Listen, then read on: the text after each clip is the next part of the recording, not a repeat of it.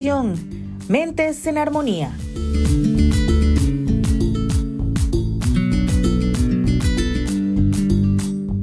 TVN Canal 14 es un medio de comunicación acreditado con el sello de garantía del Colegio de Periodistas y Profesionales en Comunicación de Costa Rica. TVN Canal 14 es un medio galardonado con el Premio Nacional de Publicidad Mirta de la Cuesta 2021 del Colegio de Periodistas y Profesionales de Comunicación de Costa Rica.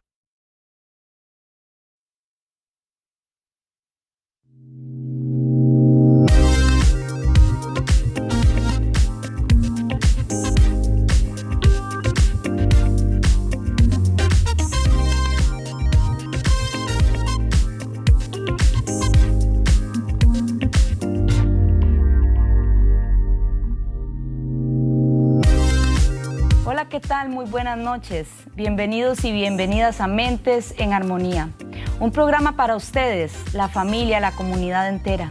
Recordarles que este es un espacio donde vamos a construir salud mental y bienestar para todos y todas. Les saluda muy cordialmente esta servidora, Eliet Corrales Gutiérrez, profesional en psicología. ¿Y de qué vamos a hablar el día de hoy? Un tema necesario, oportuno, importante poder profundizar, poder conocerlo más de cerca. Dice la Organización Mundial de la Salud que 1 de cada 160 niños y niñas tienen trastorno del espectro del autismo, conocido como TEA. Y pareciera un tema muy común, muy natural, pero no.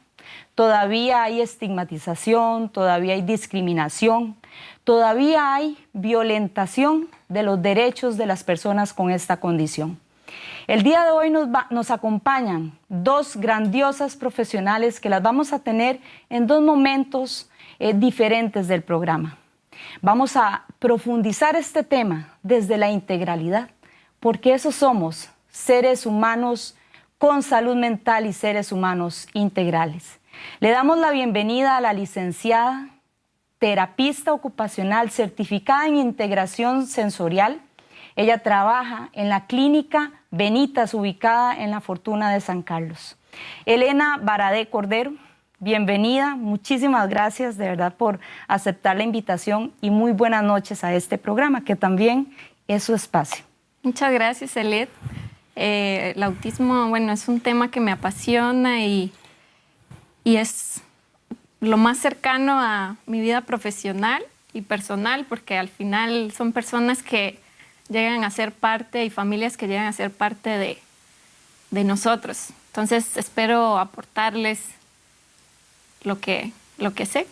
Pero es importante poder comenzar para que las personas, para que la audiencia pueda conocer un poco más, se familiarice y abrace un poquito más qué es el trastorno del espectro del autismo, por qué se le llama espectro, qué significa, cuáles son esas características.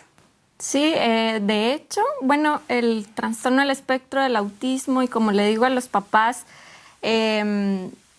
no necesariamente la familia pues conoce desde el primer momento en que se le da el diagnóstico todo sobre el trastorno, y por eso es importante esos espacios, porque sí, hay mucha desinformación, falta capacitación a los profesionales, incluso en la misma profesión de terapia ocupacional, falta pues investigar más, falta conocer más, hay muchos estigmas, demasiados mitos, creencias falsas que todavía existen y que entorpecen ese proceso de inclusión. Empecemos por la palabra espectro, ¿verdad? La familia, cuando escucha este nombre, trastorno del espectro del autismo, es como wow, ¿y eso qué significa? Trastorno, la palabra no tiene una connotación muy positiva, pero simplemente significa que pues algo es diferente, o sea, que funciona diferente a lo típico. Y el espectro, la palabra espectro viene del espectro de colores. Por eso actualmente se ha transicionado a representar el trastorno del espectro del autismo como un arcoíris, porque eso es lo que es. Es un arcoíris de personalidades, un arcoíris de síntomas, de características. Le llamamos síntomas porque, bueno, esa es la palabra correcta. Y cada persona con autismo es diferente. Es decir, que las características propias de la condición a nivel de un diagnóstico, por ejemplo, desde la psicología, nuestro manual, por así decir, de trastornos mentales es el DSM. Con sus siglas en inglés significa el manual exactamente de trastornos mentales, y pues ahí ha ido evolucionando. Lo configura como un trastorno del desarrollo, ¿verdad? Del neurodesarrollo. Y él indica una serie de criterios, con una serie de características que son propios, ¿verdad?, de la condición, pero no necesariamente, para explicarle bien a la audiencia, no necesariamente todos los seres humanos que tienen la condición van a ser iguales. Eso es lo que queremos decirle. Por eso esa suma de colores. Eso es como una metáfora, ¿verdad? Para ejemplificarlo. Bueno, para explicarles un poco eso, porque sé que es confuso, incluso llegar a hacer un diagnóstico no es algo que se debería hacer como en una primera sesión, porque no es tan fácil el diagnóstico. Se requiere de investigar todas las áreas, todos los contextos, pero para explicar un poco esto del DSM-5, que es el manual actual, donde el antes llamado Asperger, de hecho, viene a formar parte como de esta misma familia, que es trastorno del espectro del autismo. Sí, todos son diferentes, todos manifiestan características diferentes, así como hay personas en el mundo, así todos son diferentes. Pero tiene dos características centrales, nucleares, que tienen que presentarse para poder diagnosticar autismo. Entonces, la primera característica está enfocado en la comunicación y la interacción social. Entonces, estas dificultades en la interacción y la comunicación verbal, o sea, del habla, y no verbal, o sea, de los gestos y tal, tiene que existir en todos los contextos. O sea, la persona tiene que tener dificultad en la interacción social en su casa, en la escuela, en la pulpería, en el barrio. Entonces, esta dificultad se va a ver pues, con todas las personas, con todos los contextos. Esto es importante porque no es algo de timidez, no es algo de le cuesta hacer amigos en la escuela, ¿verdad? Porque hay niños que pues, tienen dificultades de interacción, pero si es en un solo contexto, pues ya no lo podríamos llamar autismo. Con respecto a la comunicación, tiene que ver en cómo yo comprendo el mensaje que me dan los demás y cómo yo expreso el mensaje que quiero dar. Entonces, bueno, más adelante tal vez sería interesante hablar como de las primeras señales para que la audiencia pueda como comprender exactamente cómo lo podríamos observar estas dificultades de interacción. Y bueno, por otro lado, la segunda característica tiene que ver con comportamientos restringidos y repetitivos de comportamiento. Entonces, aquí caben, digamos que las personas suelen tener intereses muy marcados, o sea, que tienen pasiones muy, muy grandes de intereses en temas variados.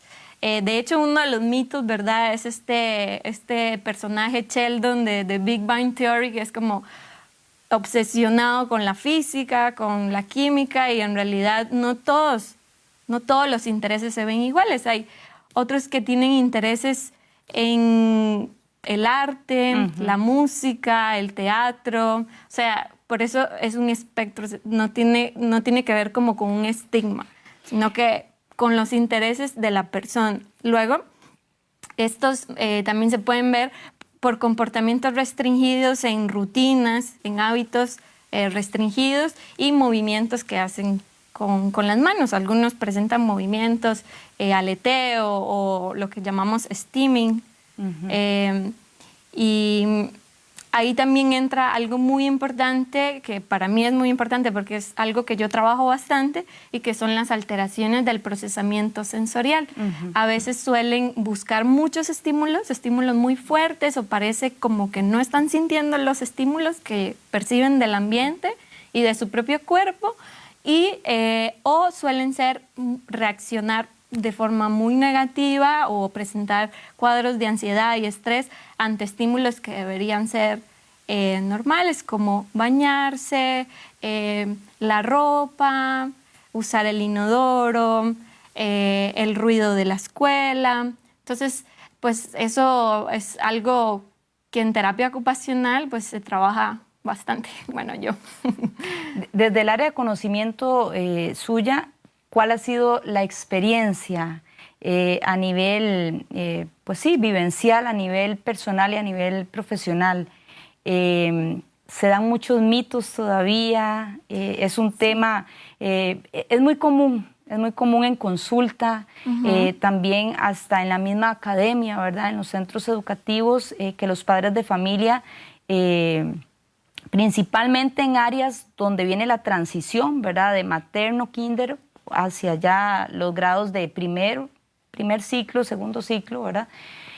Que los papás a uno le preguntan, mi hijo está teniendo estos y estos comportamientos, ¿verdad? Porque muchas veces tiende a confundirse, ¿verdad? Por la comorbilidad,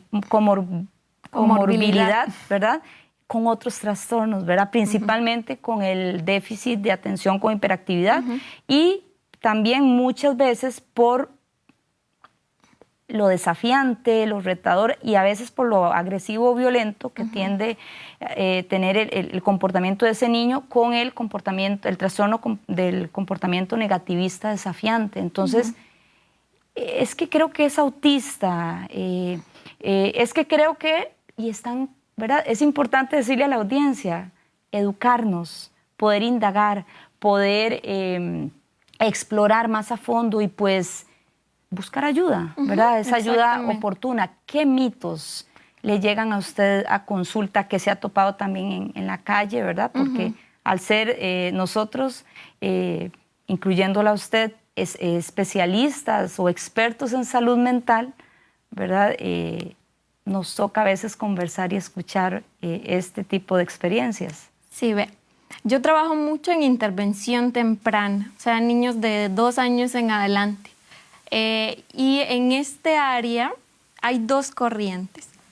O no habla, entonces la gente piensa que podría ser autismo, o al revés, ya casi va a hablar, eso es porque es chineado, no hace falta ir a terapia tan pequeñito, está muy pequeño, hay que darle tiempo. Eso es un error porque le quitamos la oportunidad de ser evaluado por un especialista en neurodesarrollo. Y por otro lado, hay niños que hablan con autismo, y eso es un mito, creen que no hablan. Hay unos que hablan muchísimo, tienen mucho lenguaje verbal, igual siguen siendo autistas. Entonces, por ese lado hay confusión. Otro de los mitos tiene que ver con la empatía y con la parte emocional. Entonces, se cree que ellos están en su propio mundo, que no se dan cuenta de las emociones de los demás, cuando en realidad sí son bastante empáticos, tienen sentimientos y emociones como todos nosotros. Recordar que, como dije al principio, ¿verdad? Somos seres integrales, tenemos diferentes áreas, ¿verdad? De autocuidado vital, el área física, igual ellos procesan la información, tienen capacidad cognitiva, tienen la parte emocional, también el afecto. O sea, ellos hay que integrarlos, hay que incluirlos. El ser humano creo que es sumamente esencial porque en comunidad necesitamos pertenecer, ¿verdad? Y una persona más bien que se le aparta, ¿verdad? Hay un riesgo totalmente en esa autonomía o en esa independencia. ¿Verdad? Bueno, hablando de la parte cognitiva, qué bien que lo menciona, porque es otro de los mitos, hablando de este personaje Sheldon, ¿verdad? Entonces es como, uy, tiene autismo, entonces fijo va a ser súper especial, tiene superpoderes, es más inteligente que el resto. Y no, así como hay personas en el mundo, hay personas también con autismo diferentes. Entonces hay quienes sí tienen discapacidad intelectual, necesitan mucho apoyo en la parte cognitiva. Hay otros que tienen una inteligencia común y hay otros que tienen capacidades aumentadas, digamos, o una inteligencia o capacidades para memorizar o para ver detalles visuales.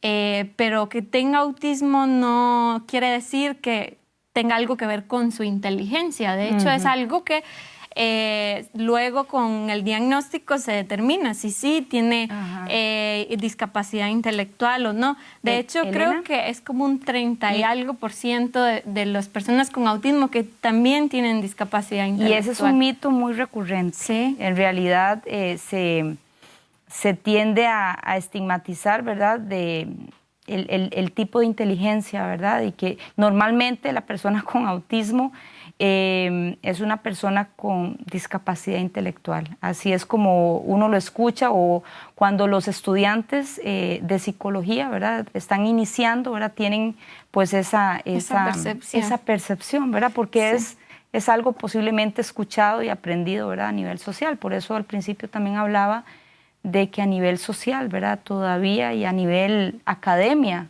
todavía falta mucho trabajo por hacer, como usted mismo lo indicaba. Y es que el autismo es una discapacidad invisible, ¿verdad? Porque tal vez podemos ver una persona en silla de ruedas y decir, esa persona tiene discapacidad de desplazamiento, una limitación física. Pero podemos ver a un adolescente sentado en el parque y no saber que tiene autismo. Entonces, tal vez la gente puede identificar más una persona con más características físicas de movimiento o con discapacidad intelectual y lo puede identificar. Pero hay muchas personas con autismo allá afuera, trabajando, estudiando, y a simple vista no podemos, con nuestra vista no podemos determinar. Entonces también por eso es importante ese respeto, porque no sabemos cómo es la mente de esa persona, ¿verdad? Y, qué es y porque ahí, digamos, las limitaciones muchas veces pues están hacia adentro, hacia la parte de la interacción y la comunicación y eso. También indicarle a la audiencia que es una condición y caracterizándola como una forma, ¿verdad?, como una forma de ser que continúa para la vida, ¿verdad? Que no es algo que se cura, ¿verdad?, sino es una condición que hasta en la adultez vamos a tener, ¿verdad? Si soy una persona con autismo voy a ser también adulto. Claro, ¿verdad? Eso es otro mito, ¿verdad? Porque se piensa en la intervención incluso y solo se piensa en niños. Y a veces llega la adolescencia y parece como que se olvidan de esa persona. Y en la adultez mucho más. Los apoyos que hay en la adultez en Costa Rica son mínimos. De hecho, terapeutas especializados en adultez, no conozco muchos, ¿verdad? Incluso, bueno, yo trabajo mucho con los niños, pero hay mucho más información, mucho más, se hace escuchar más cuando son niños cuando o están niñas. En la niñez temprana o en la adolescencia, ¿verdad? También.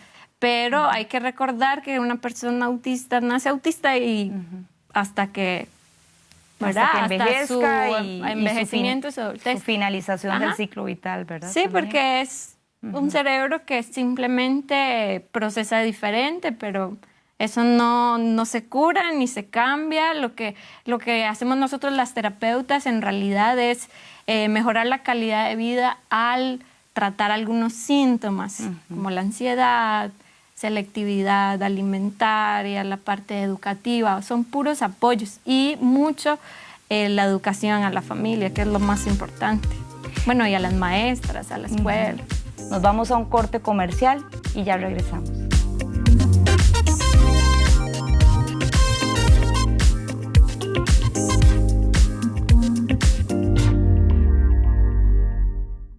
Mi abuelo siempre le compraba al mismo vendedor en el mismo parque y siempre me regalaba un pedacito de lotería. En el 2005 yo lo acompañé a comprar y luego vimos el sorteo juntos. Y pegamos el gordo.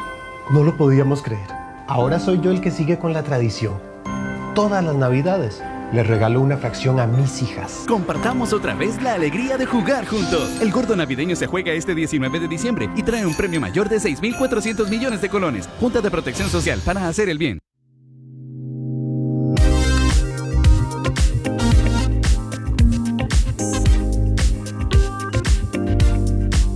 Hablabas antes, Elena, de las señales de alerta.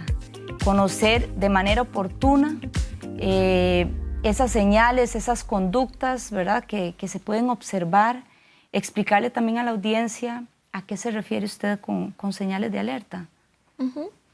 Bueno, de hecho, actualmente, a partir de los 18 meses de edad, ya podemos ir observando algunas señales y de hecho ya se puede diagnosticar alrededor de los 24 meses.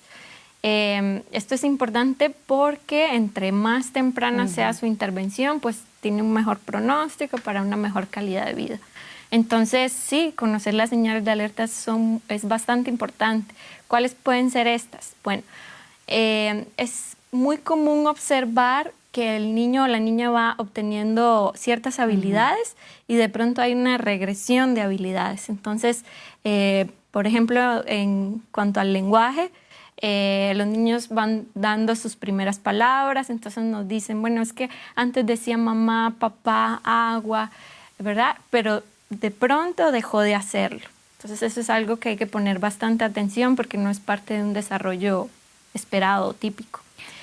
Disculpe, desde la terapia ocupacional, por ejemplo, el balbuceo, ¿verdad?, los arrullos, que eso es más que todo, ¿verdad?, en etapas de la infancia, ¿verdad? Pongámosle que entre los 3 meses, ¿verdad?, a los que antitos de que empiecen a dar sus primeras sílabas, ¿verdad?, que digan ma, pa, ¿verdad? Ese tipo de área prelingüística, ¿verdad? ¿Cómo se ve en el trastorno del espectro autista? ¿Se empiezan a ver esas señales exactamente de ahí o a partir exactamente de los 18 meses? Digamos que los 18 meses, 2 años es un buen momento para diagnosticar o para empezar, digamos, esa observación, para empezar a decir, ok, creo que necesito que llevar a mi hijo o a mi hija a neurodesarrollo. ¿Verdad? Nosotros no diagnosticamos, pero obviamente podemos observar esas conductas.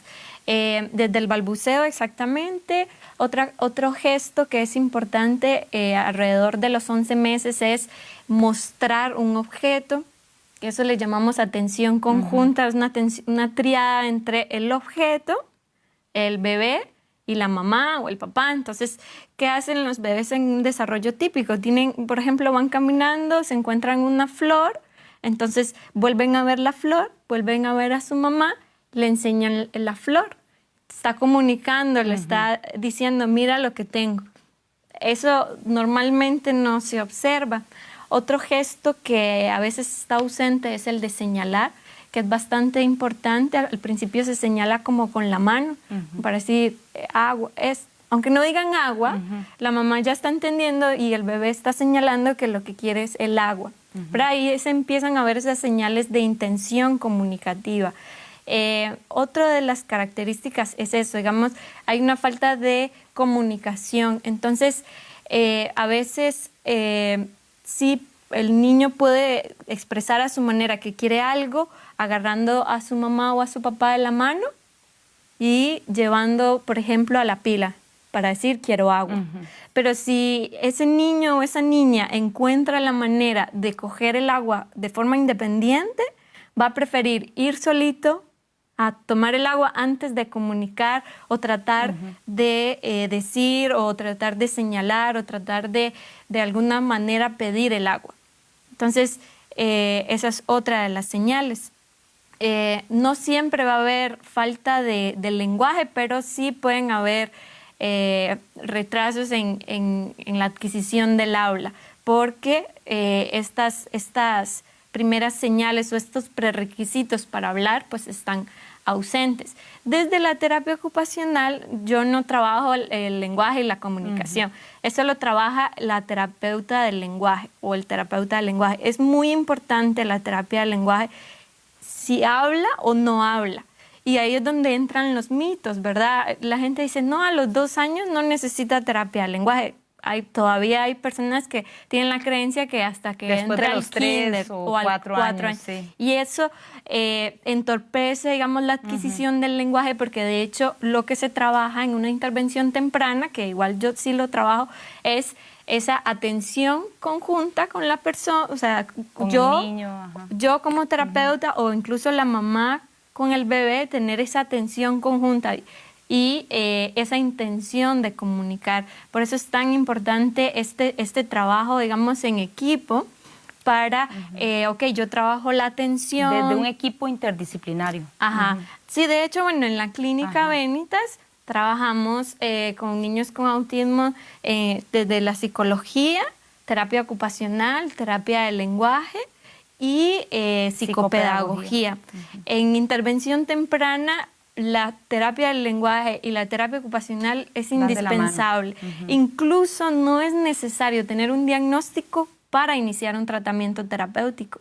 ¿Por qué? Porque a veces llegan a mi consulta, mira, es que tiene estas y estas conductas, ok, yo empiezo a trabajar mientras se esperan a la cita, digamos, del neurodesarrollista. O a veces desconocen, ¿verdad?, el diagnóstico y ni tan siquiera saben, ¿verdad?, que, bueno, que quizá tiene, ¿verdad?, esta condición del espectro del autismo y desconocen al neurodesarrollista, ¿verdad?, que es quien de manera profesional es la persona idónea para diagnosticar exactamente. Sí. Quizás usted en el proceso, ¿verdad?, digo yo, en el proceso de intervención, posiblemente uno ya como profesional, ¿verdad?, tiene como ese sexto sentido, aunque no nos faculta diagnosticar así nomás, sino posiblemente existe una posibilidad de tal y tal. Es aconsejable que lo pueda ver, ¿verdad?, para que le dé un diagnóstico real un neurodesarrollista, ¿verdad? Sí, incluso, digamos, nosotros utilizamos escalas de screening para decir, ok, si cuenta con estos puntos, sí creo que tendrías que ir a valorar. Pero para mí la valoración de un médico es fundamental porque determina también digamos, la intervención tanto médica o farmacéutica y también la intervención terapéutica. Y bueno, el diagnóstico yo pienso que es algo bastante importante de tener porque, por ejemplo, en terapia del lenguaje no es lo mismo y en terapia ocupacional también no es lo mismo la intervención con un niño que no tiene autismo o un niño que sí lo tiene. Entonces, sí, por eso yo siempre le digo a los papás, si ven algo que saben que no está de acuerdo al desarrollo, tal vez observan diferencia con niños de la misma edad, lo primero es consultar. Al fin y al cabo, lo que se hace también es descartar, ¿verdad? Como dice usted, se puede confundir con déficit atencional, con otros trastornos. Entonces, también para nosotros es importante descartar si algo no está bien o si algo más bien va marchando. No hay nada de malo en consultar. Eso debería hacerse con más naturalidad. Y incluso también, sí, nosotros podemos ir trabajando esos aspectos, porque bueno, en terapia ocupacional, para explicar un poco de lo que yo hago, buscamos que el niño vaya alcanzando todas las actividades o las ocupaciones, que las ocupaciones son las actividades que para él o para ella tienen significado según la edad, ¿verdad? Entonces yo tengo que hacer evaluación de actividades de la vida diaria, evaluación de la parte motora gruesa, motora fina. Entonces, ¿por qué queremos que participe? Porque eso le da calidad de vida, le da autonomía, le refuerza la autoestima y también la educación a la familia es un pilar bastante importante porque la familia necesita comprender a ese niño. o esa niña. A veces tienen conductas que se pueden malinterpretar como malas conductas, que en realidad son mensajes de que hay una necesidad, de que necesitan aprender ciertas habilidades. Entonces, lo más importante no es solo enfocarse en tratar de cambiar a ese niño, trabajar habilidades en ese niño o esa niña, sino también en que la familia necesita comprender y entender qué es lo que está pasando, cómo hablarle, cómo acercarle, cómo enseñarle las actividades de vida diaria, cómo técnicas para enseñarle a vestirse, para enseñar. Hay muchos... Las rutinas son sumamente importantes, ¿verdad? Hay apoyos que son tan sencillos, o sea, como un apoyo visual que podría mágicamente, como dicen a veces, piensan las familias, como eso casi es magia, y es algo sencillo, que se puede hacer para cambiar un montón la vida de ese niño o esa niña. Pero ¿qué pasa? Sin ese conocimiento, pues no podemos saberlo. No podemos actuar de la manera correcta ante una situación que vaya a dificultar la convivencia en la familia. Desde su disciplina, de su área del conocimiento y desde su certificación, ¿verdad?, en integración sensorial. Ya para ir cerrando esta parte, ¿verdad?, este primer segmento, me encantaría poder generar a la audiencia cómo podemos promover, así como en modo reflexión, cómo podemos promover esa sana convivencia, ¿verdad?, a nivel de respeto, ¿verdad?, de inclusión, de pertenencia, en familias, ¿verdad?, y también pues en sociedad, en centros educativos, pero principalmente el rol activo que tiene la familia, ¿verdad?, cuando tenemos hijos con esta condición del espectro del autismo. Sí, una de las cosas que más me gusta de este enfoque terapéutico que yo aplico, de la integración sensorial, es que nos llega a dar respuesta de por qué está pasando X situación. Entonces, por ejemplo, la familia tiene dificultades porque no quiere bañarse. Llora cada vez que se va a bañar, es algo muy común. Entonces, ¿qué nos dice este enfoque? ¿Qué nos dice, qué analizamos nosotras? Es el por qué. ¿Por qué no se quiere bañar? ¿Por qué llora cada vez que se va a bañar? ¿Por qué no logra ponerse los pantalones? ¿Por qué no logra ponerse la camisa? Entonces, al hacer este análisis, no nos enfocamos en el niño no sabe hacer esto, no sabe lo otro, no quiere esto, se porta mal en esto. Comenzamos a etiquetar. Exacto, no nos enfocamos en lo negativo, sino que nos enfocamos, ok, tiene estas habilidades, hay que trabajar en estas habilidades. Entonces, para la familia eso es un alivio, porque llega a comprender, por eso le digo es importante la familia y el diagnóstico para comprender, ponerse en el zapato de ese niño o esa niña y que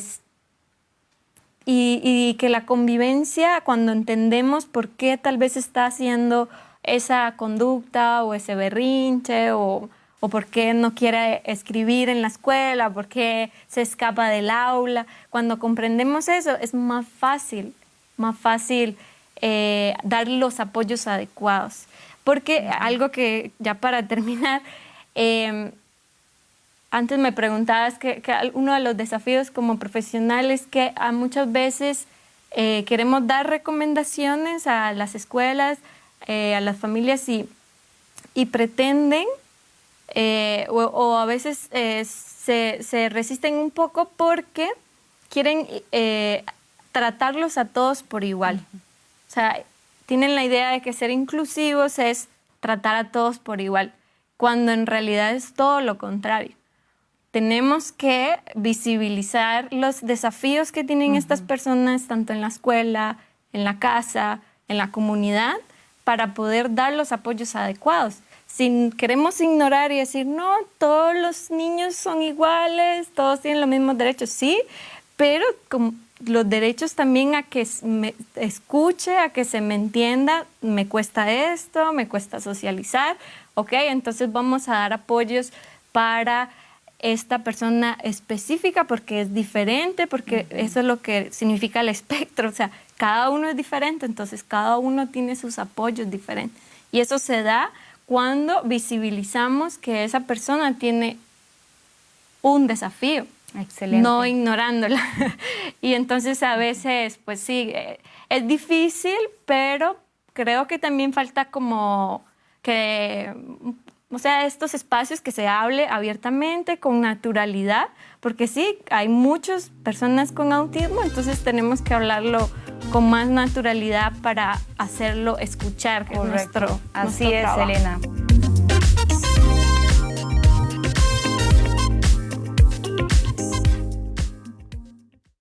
Es sumamente esencial que nosotros, como seres humanos, nos pongamos como prioridad.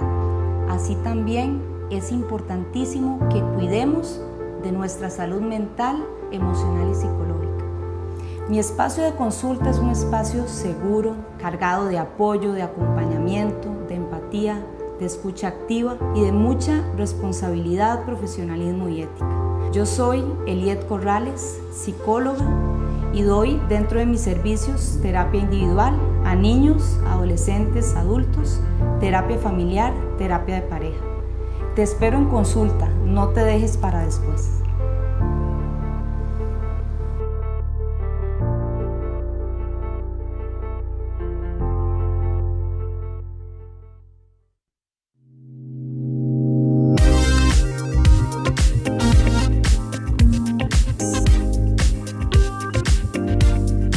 Tenemos a una persona que yo la quiero muchísimo, una gran profesional también, que nos viene a hablar un poquito más de la parte educativa, de la parte psicopedagógica.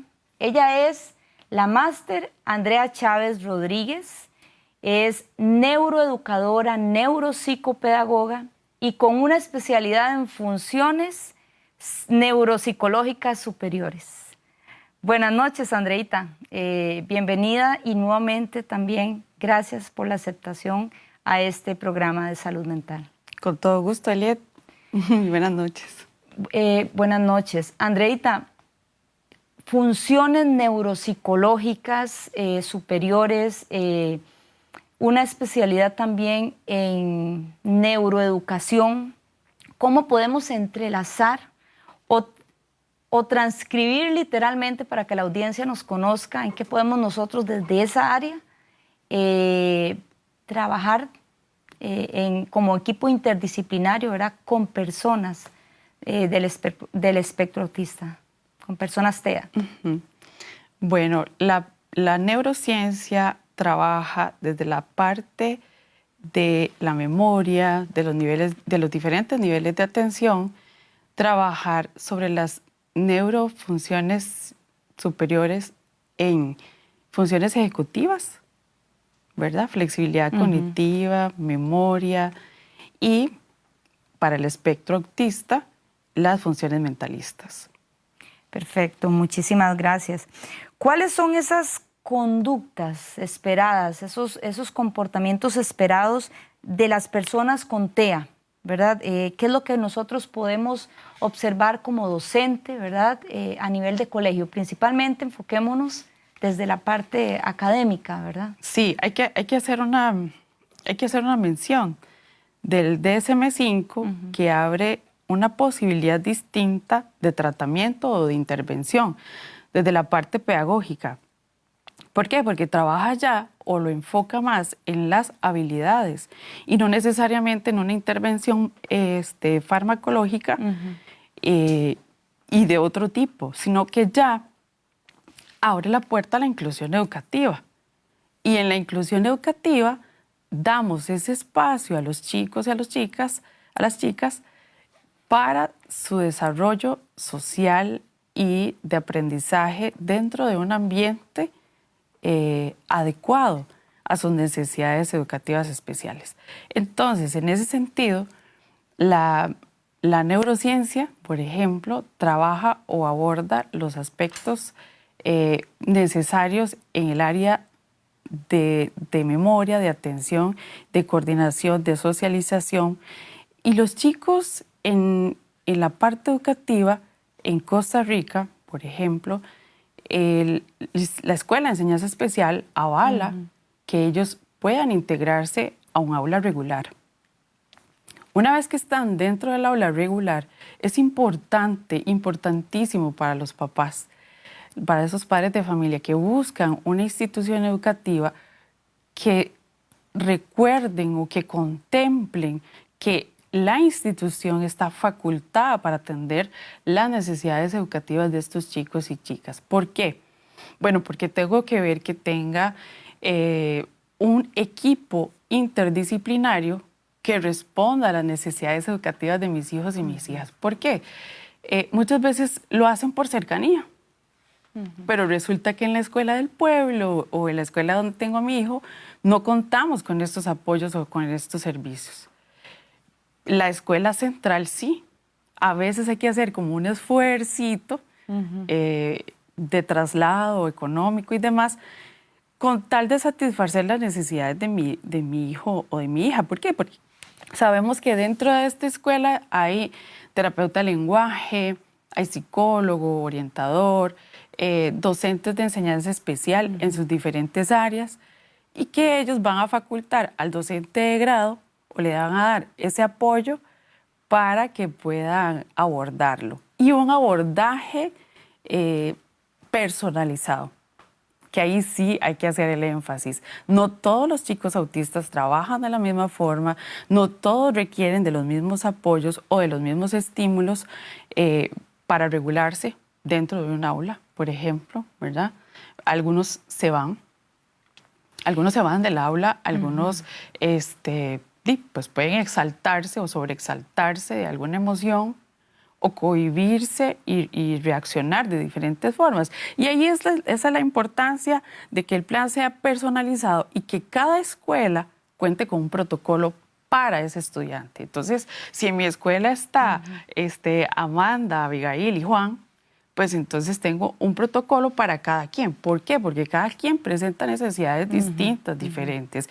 Y entonces, cuando ya la comunidad educativa está comprendida entre que voy a activar el protocolo de Amanda, ¿verdad? Toda la institución lo aborda de una manera satisfactoria y no queda el docente de grado, por ejemplo, ¿verdad? Con las manos levantadas porque tiene otro poco de estudiantes dentro de su salón de clase y no solo a Amandita que le gusta salirse del aula. Andrea, y entonces, autismo, educación, podríamos decir que es todo un reto. ¿Cómo está actualmente, digamos, toda esa área a nivel, por ejemplo, de educación, ¿verdad? Tocando el Ministerio, ¿verdad? Educación Pública, sí, ¿verdad? Nos falta conocimiento. Mí, de verdad, sí, es un reto todavía. Nos falta conocimiento.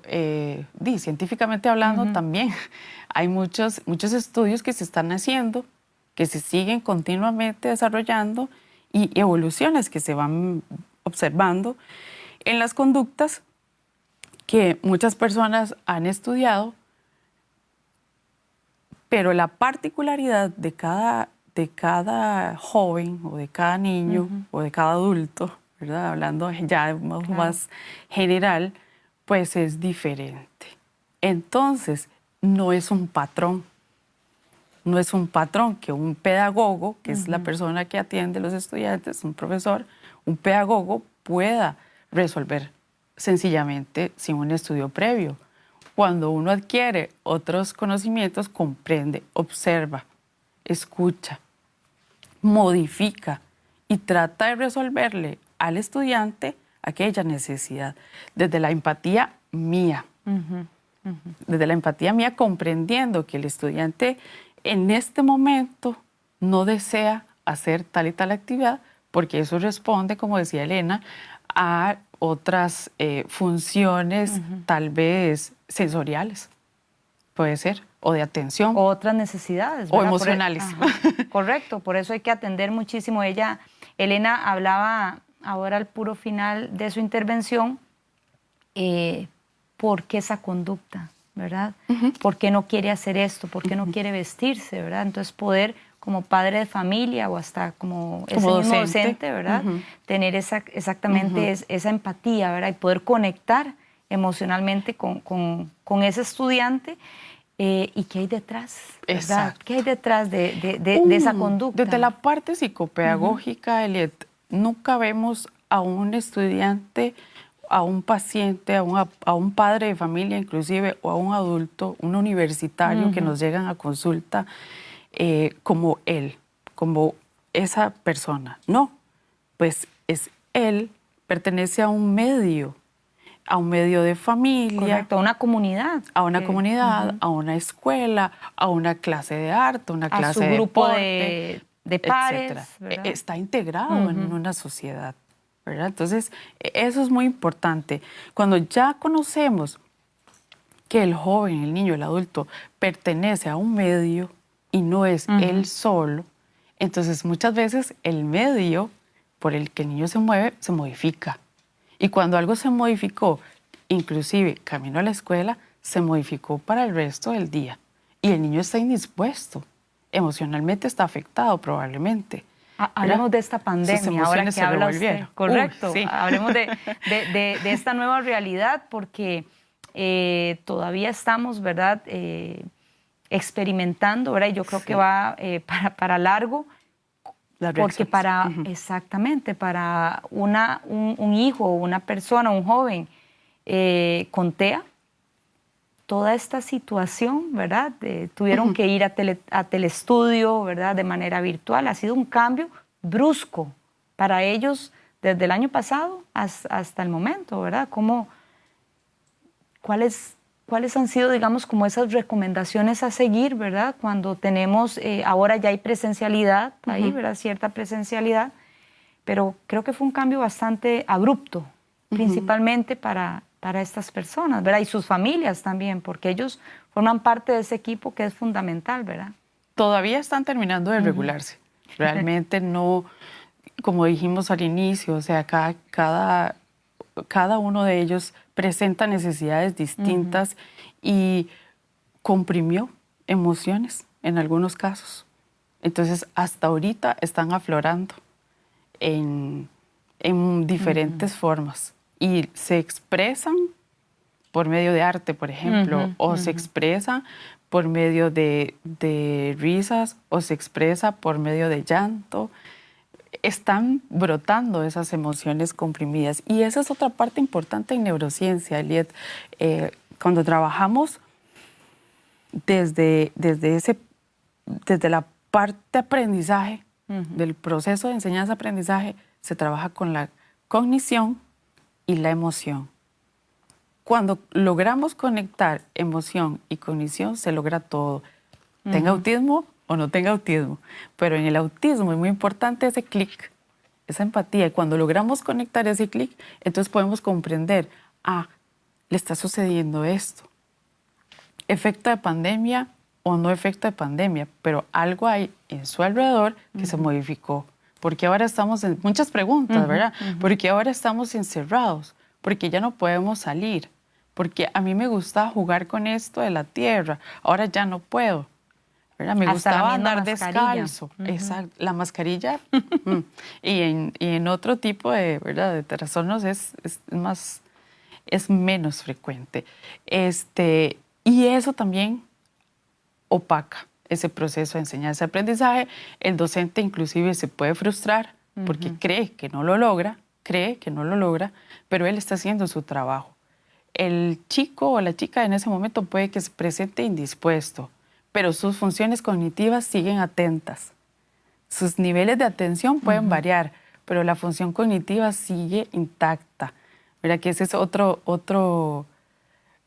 asociación que se hace, ¿verdad?, de patrones entre el espectro autista y las otras psicopatologías que puedan existir. Correcto. Ahorita regresamos con Mentes en Armonía.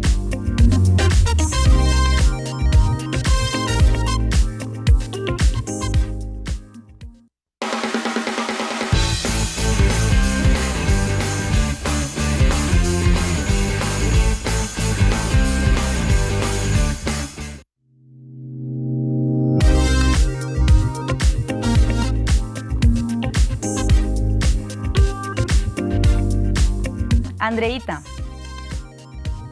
visualíceme como docente o aquellas personas que nos están escuchando y mirando. Yo soy maestro, soy docente, ya sea profesor, ¿verdad? También del cole. Antes hablamos de inclusión, ¿verdad? Que no podemos, que no es sinónimo de tratar a todos por igual, ¿verdad? Sino de poder, de acuerdo a las habilidades de cada joven, poder hacerle sus debidas modificaciones. Entonces yo como maestro, ¿cómo puedo hacer esa diferencia, ¿verdad? A nivel de todo el proceso de aprendizaje para que el chico, ¿verdad?, pueda desenvolverse de una manera más eficiente y no entorpezca ese proceso, ¿verdad? Ajá. Y no es sentirse muy especial, porque la política educativa costarricense, actualmente la nueva política habla sobre el desarrollo de habilidades. Y mis habilidades no son tus habilidades, ¿verdad? Entonces, cada quien nos potenciamos desde nuestra área. Y eso es muy importante, descubrir cuál es la habilidad, la potencialidad que tiene el niño o la niña, o el adulto o el adolescente, para seguirlo expresando. Antes de contestarte completamente, una de las funciones ejecutivas que uno busca es la organización. Y fíjate que en ellos se da perfecto. Por la estructuración y que ellos tienen, que ellos manejan, se da perfecto. Entonces, cuando buscan esa esencia, ese pertenecer, esa área, se desarrollan súper genial. Por ejemplo, antes escuchaba la versión de un joven que estudió bibliotecología. Se puede imaginar, Eliet, el orden, claro, la estructura que ese joven tenía en esa biblioteca. Hay de los dos bandos, pues. Como es tan perfeccionista y extremadamente estructurado. Muy metódico también. Correcto, sabe exactamente el lugar donde dejó aquel libro. Pero si se encontraba los libros llenos de polvo o desacomodados, podría provocar un caos en él desde el punto de vista emocional, ¿verdad? Claro, un desborde, un berrinche, ¿verdad? Igualmente ha aprendido como adulto a regularlo, pero no deja desencadenar una emoción ahí. Qué importante, pero es funcional. Qué importante ahora que usted toca ese tema, porque desde mi área, de la psicología, aparte yo creo que usted me conoce un poco, ¿verdad? Que me encanta todo lo que tiene que ver con desarrollo de habilidades, todo lo que tiene que ver con disciplina positiva, ¿verdad? El arraigo que tiene que tener la familia, ¿verdad? Esa apertura y qué tan importante puede ya sea entorpecer, ¿verdad? Ese trabajo en equipo, familia, ¿verdad? Hijo con autismo, para garantizar ese proceso, ¿verdad? De potenciar esas habilidades, ya sea que lo entorpezca, ¿verdad? Lo retroceda, o totalmente lo potencie, ¿verdad? Usted ha dicho palabras claves. Es la diferencia. Empatía, que si yo lo conexión, limito, correcto. Yo lo limito a veces hasta, o sea, como decís, en el círculo familiar lo limité, no lo potencié, porque lo sobreprotegí. Y ese también es un trabajo que tratamos de hacer en equipo, el trabajo de intervención familiar. Yo siempre le digo cuando doy asesoría parental, siempre le digo a los padres de familia, usted, no desde la culpa, ¿verdad?, sino como para que se haga una introspección, usted rescata o empodera. O empodera. ¿Verdad? Cuando rescatamos estamos sobreprotegiendo demasiado a nuestros hijos, y cuando hay una condición de hay un mensaje autismo, oculto ahí. Correcto. Que claro, cuando que sí. yo rescato, el mensaje subliminal a mi hijo, a mi hija es, yo no puedo. O tengo miedo también de que algo le pase, de que no pueda, de que me lo discriminen, ¿verdad? Entonces no estamos ayudando. A veces queremos rescatar tanto y a ellos les sucede mucho. Tenemos varios chicos, chicas que les sucede, porque los padres, y no es malo, tendemos a sobreproteger a nuestros hijos. Tengo 2 hijos y hago exactamente lo mismo, pero no al punto de dejar que ellos tomen decisiones. O de que la toma de desadaptarlos también, exacto, ¿verdad? y la toma de decisiones es muy importante para su vida y para lo que ellos elijan hacer. Ahora bien, ya cuando llegan a la escuela, vamos a suponer que la familia hizo un buen trabajo en el diagnóstico, que es muy importante, ¿verdad? Entre más temprano se vea ese diagnóstico, mejores resultados vamos a tener. Entonces se hizo el diagnóstico, se hizo la evaluación y procedemos a llevar al niño a una institución. Ya mencionamos, se va a matricular al hijo en la mejor escuela posible que tenga los servicios de apoyo pertinentes a las necesidades de mi hijo. Cuando ya estamos en la escuela y tú pusiste que eras el ejemplo de profe, yo te digo, Eliet, vas a tener a un estudiante con el espectro autista a partir de mañana. Entonces, vamos a hacer adaptaciones al aula. Vamos a conocer, el profesional en educación especial está facultado para reconocer o identificar esas áreas. Si no se cuenta con el especialista, tenemos que buscarlo. La ley 7600 lo dice. Es parte de la ley. La Es un ley derecho. 7600 lo es un dice. derecho. Entonces, hay que cumplir esa ley, ¿verdad? Si no se llama al asesor, en el caso de la educación pública, pues se llama al asesor. En el caso de la educación privada, se busca al profesional de esa área, porque toda educación privada tiene que tener especialistas en estas áreas. Entonces se coordina, se hace un trabajo coordinado, organizado, en donde se toman las previsiones del caso dentro del aula. Si hay estímulos que le podrían afectar, porque tal vez ya leímos el expediente, que es muy importante, leímos el expediente, sabemos cuáles son sus intereses, ¿verdad? ¿Qué le gusta hacer, qué no? Porque no es como recibirlo y ya, se le abrió las puertas y no. O sea, si no hay un proceso, si no hay un adecuado proceso, sí, claro que el niño se puede ver afectado, sobre todo si es niño. El adolescente también puede tender a evadir. A retraerse, perdón. A escaparse, inclusive escaparse. André, en esta coordinación, hilando con lo que usted dice, en esta coordinación o integralidad, ¿qué tan importante toman ustedes en consideración la anticipación o la sensibilización también? Desde luego es parte de los compañeros. De todo el ¿verdad? equipo. Correcto. Eliet, por eso cuando uno hace no solamente de el protocolo del protocolo o adecuaciones a nivel académico, digamos. Sí. No se deja de lado esa parte humana, ¿verdad? Hay que tomarla en cuenta, muy importante. Por eso, si se hace una exploración previa al aula, no es solamente para ver si el mueble está de acuerdo a las necesidades del niño o la niña, ¿verdad? Es todo.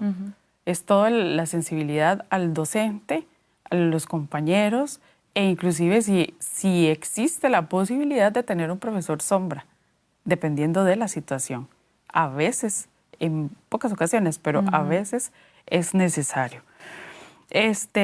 Cuando se hace esa coordinación, se establece un plan de trabajo en donde no puede ir nada exigido, por ejemplo, pero que vaya cumpliendo ciertos objetivos, al menos durante la primera semana, que es de adaptación. Claro, se le anticipa a los compañeros y al profesor, pero al niño también, o a la niña, se le prepara. Y para eso se hacen agendas visuales. Casi todas las personas las conocen. Mencionando, por ejemplo, los espacios de recreo, de receso, los espacios para cambio de materia, si tuviera que trasladarse de aula. Por la estructura. Que no es lo ideal, maneja, pero hay instituciones donde el estudiante es el que tiene que trasladarse, o si es solo dentro de esa aula, mira, este es el profe de inglés, este es el teacher David, por ejemplo, y ella es teacher Andrea. Porque tenemos que irle presentando a todos. Ellos generalmente van a visualizar a alguien, pero en una institución pueden tener muchos profes, dependiendo de la modalidad que sea.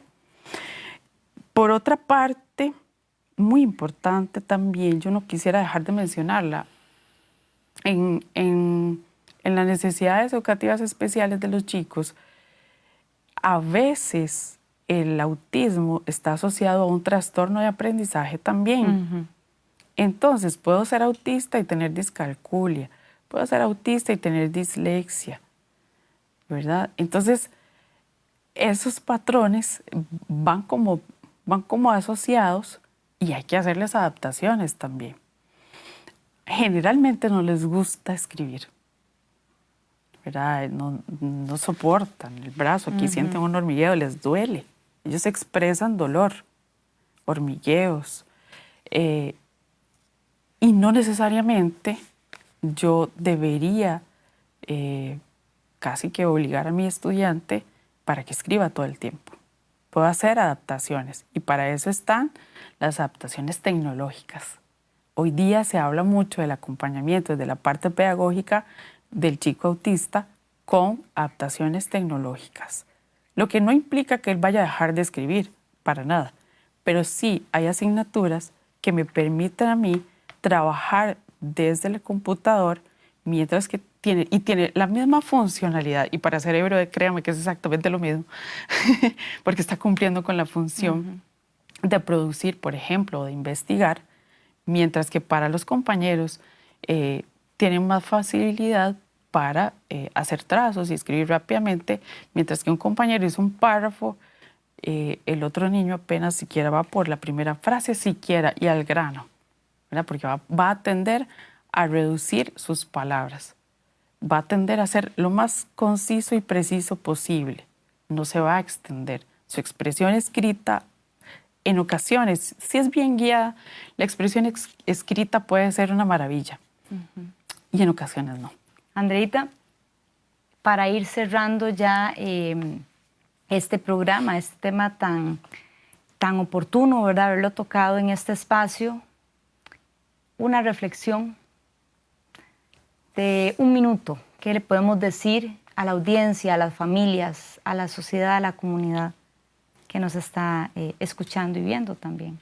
Den la oportunidad de conocer, de dar la oportunidad de empatizar, de reflexionar sobre nuestro quehacer como sociedad.